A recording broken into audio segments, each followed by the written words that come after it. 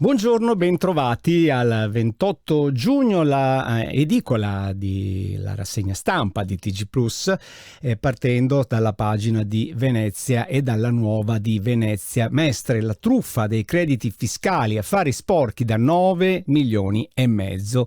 L'avvio delle indagini grazie alla istituzione di un pensionato di Mira e di un imprenditore di Salzano, questa intuizione che ha portato il presidente dell'ANCE: pochi scorretti distruggono il lavoro onesto di molti. Purtroppo ne abbiamo, anche noi tra l'altro abbiamo intervistato il presidente dell'ANCE e effettivamente c'è un grosso giro di affari sporchi sul bonus dei 110%, ma è andata così. Purtroppo molti non hanno potuto fare quello che avrebbero voluto proprio per colpa di questi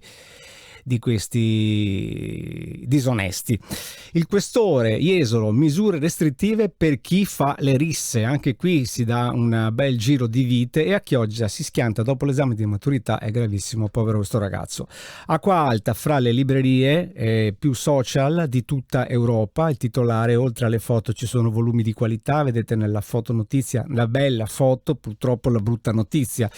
E via libera alla riforma del codice della strada, ma lo troviamo anche su tutti gli altri giornali. Andiamo prima sul Gazzettino: alcol e droga, via la patente, nuovo codice della strada fino a 30 anni senza guida per recidivi, assassini, pirati.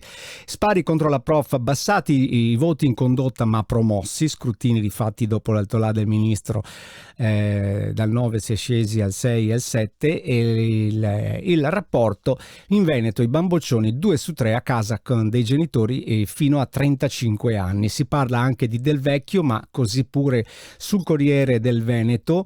Vedete che c'è nella fotonotizia in 2000 ad Agordo per ricordare Del Vecchio, e gli scrutini rifatti, i voti più bassi ai bulli. Questo è, diciamo, il titolo che impera sul Corriere del Veneto, e anche Zaia 2 parole le dice sui giovani che 2 su 3 vivono a casa coi genitori. Il terzo mandato in regione invece assist di Salvini a Zaia.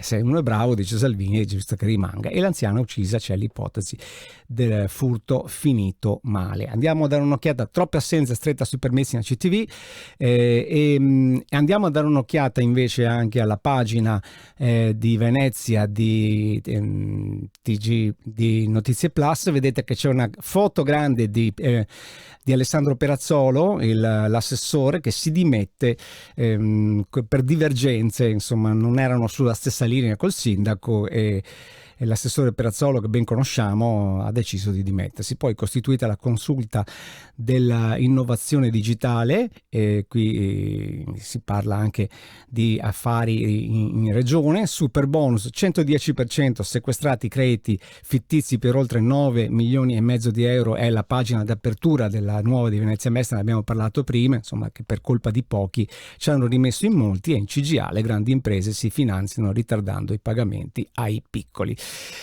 Altre notizie le trovate comunque, come vedete, nelle altre pagine. Avete anche la pagina generale delle notizie, potete dare una scorsa veloce a tutte le notizie di Notizie Plus. È tutto per oggi.